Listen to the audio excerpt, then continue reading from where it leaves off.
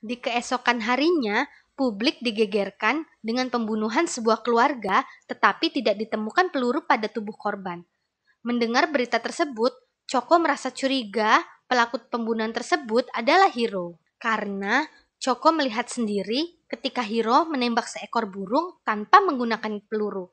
Ia pun lantas menanyakan kepada Hiro mengenai pembunuhan tersebut dan mengatakan bahwa Hiro tidak usah datang ke rumahnya lagi.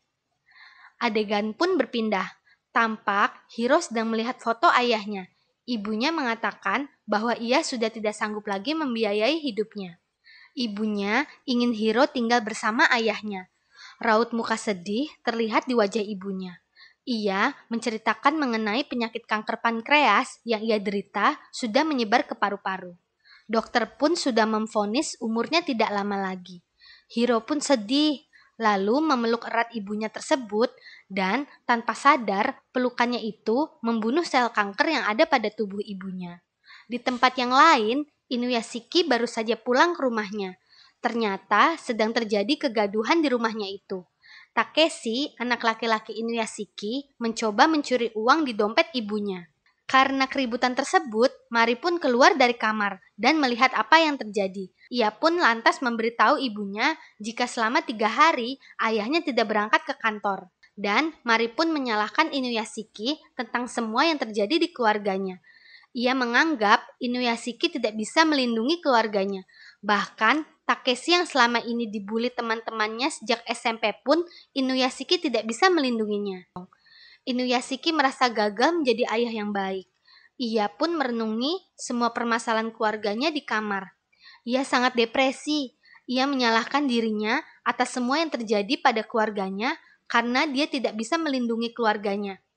Ketika ia sedang frustasi menyalahkan dirinya, Inuyashiki tiba-tiba mendengar suara Choco yang sedang berdoa agar Hiro tidak membunuh orang lagi. Sejenak ia mengingat kembali pembunuhan yang dilakukan Hiro.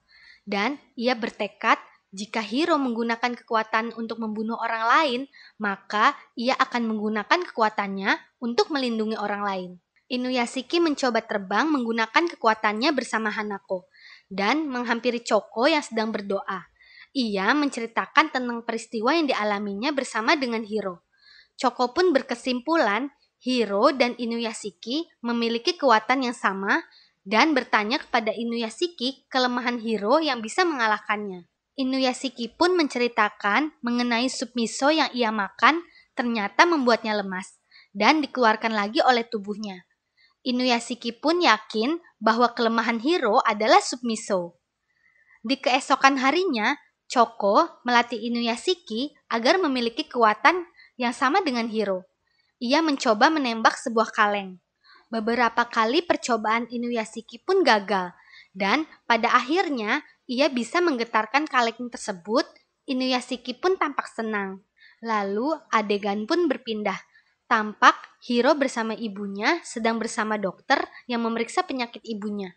Dokter dengan heran mengatakan bahwa penyakit kanker yang diderita ibunya sudah tidak ada di pankreasnya, dan kini ibunya telah dinyatakan sehat oleh dokter.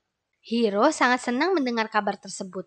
Kemudian, mereka berjalan pulang menuju rumah. Namun, ketika dalam perjalanan, mereka dicegat oleh polisi dan ingin membawa Hiro ke kantor untuk penyelidikan kasus pembunuhan sebuah keluarga. Melihat hal itu, Hiro langsung kabur. Polisi pun berusaha mengejarnya, tetapi nampaknya Hiro bukan lawan yang seimbang. Ia berhasil membunuh beberapa polisi yang menghalanginya dan terbang menggunakan kekuatan robotnya. Di keesokan harinya, kabar mengenai Hiro tersebar di berbagai media. Kini, Hiro menjadi buronan di seluruh Jepang. Saat jam pulang sekolah, Sion tanpa sengaja bertemu dengan Hiro.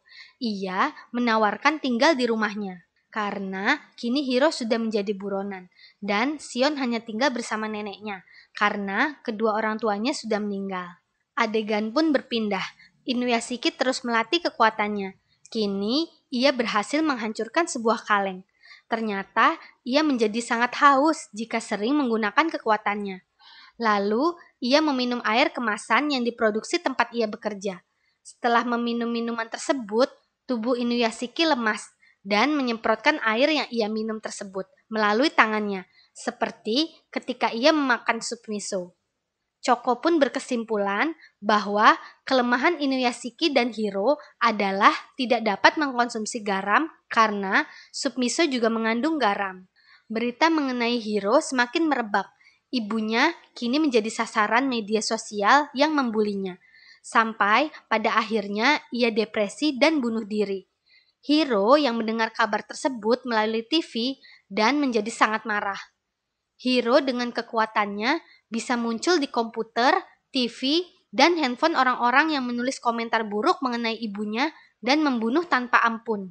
Pada malam tersebut, Sion melihat Hiro berada di dapurnya dan menghampirinya. Sion tidak percaya jika Hiro adalah pembunuh yang selama ini dicari-cari oleh polisi. Akhirnya, Hiro pun mengakui jika selama ini ia adalah pembunuh sebenarnya. Dan Hiro pun menunjukkan tubuh robotnya kepada Sion, sampai mengajaknya terbang. Sion pun meminta kepada Hiro untuk tidak membunuh orang-orang lagi. Keesokan harinya, televisi Jepang pun semakin gencar memberitakan mengenai Hiro. Selain itu, televisi pun memberitakan kemunculan seseorang yang belum diketahui identitasnya yang bisa menyembuhkan beberapa orang secara ajaib. Ketika malam hari, saat Hiro sedang tertidur di rumah Sion, tanpa sadar, polisi sudah mengepung rumah itu dan tiba-tiba Hiro pun bangun. Polisi langsung memberondong peluru ke arah Hiro.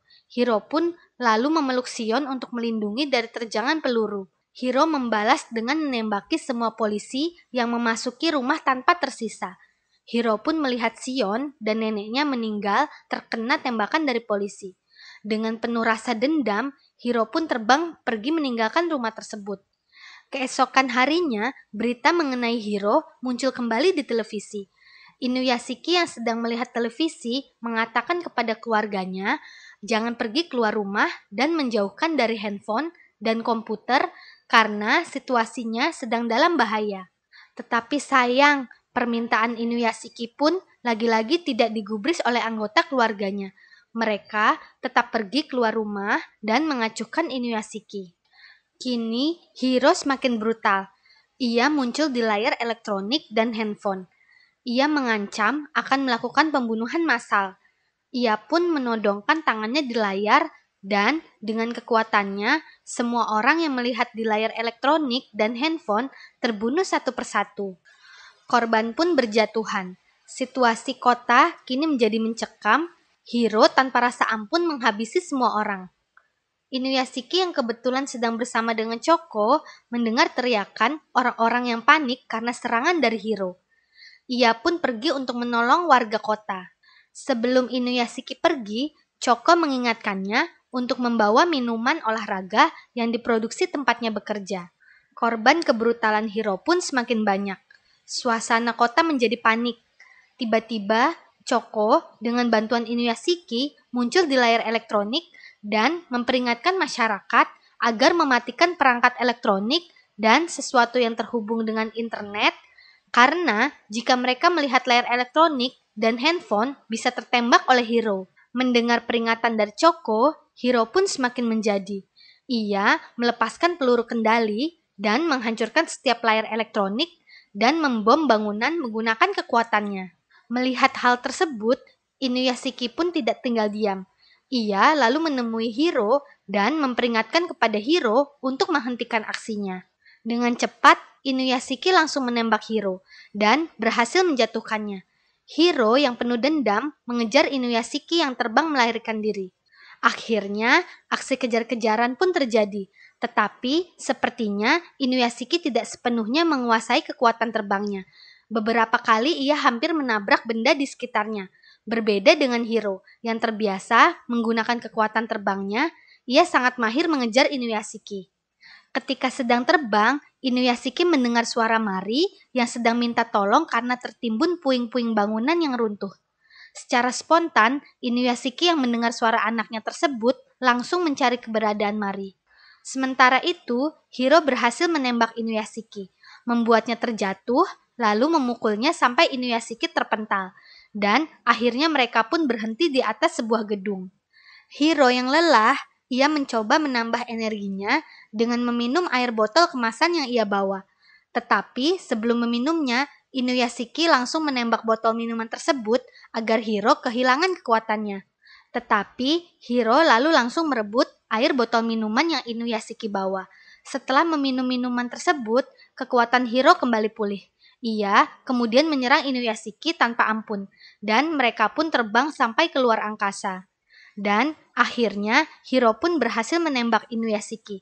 Tetapi ketika ia akan menembakkan bom ke Inuyashiki, yang keluar adalah air. Hal tersebut dikarenakan minuman yang ia minum adalah minuman olahraga yang mengandung garam. Inuyashiki sudah merencanakan itu bersama Choco agar Hiro lemah.